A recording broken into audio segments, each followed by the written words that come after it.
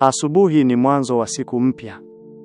Ni muda wa utulivu, baraka na akili safi.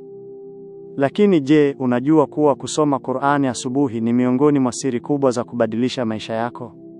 Qur'an sio tu kitabu cha kusomwa, bali ni nuru na uongozi wa maisha.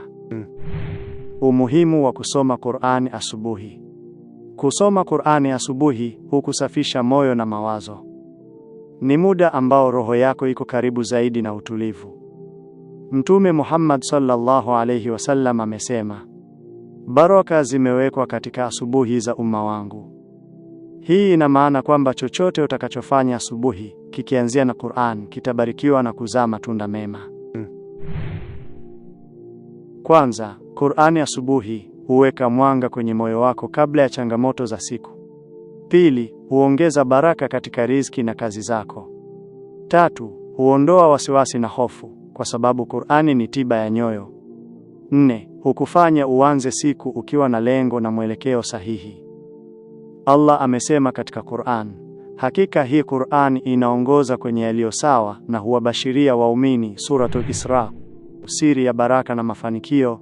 Watu wengi hutafuta baraka na mafanikio kupitia njia mbalimbali, lakini siri kubwa ipo hapa katika Qur'an.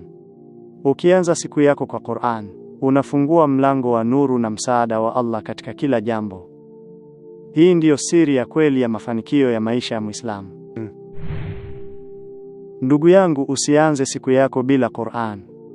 Dakika chache za usomaji kila asubuhi zinaweza kubadilisha maisha yako milele. Qur'an ndiyo mwanga wa moyo, mwongozo wa dunia na akhera. Fanya Qur'an iwe sehemu ya asubuhi yako, na utaona baraka na mabadiliko makubwa katika maisha yako. Allahumma aj'alna min ahli al-Qur'an. Ewe Allah, tufanye tuwe miongoni mwa watu wa Qur'an. Asante kwa kutazama Soul Reflection. Endelea nasi kwa hekima zaidi, mawaidha na malezi ya kiroho.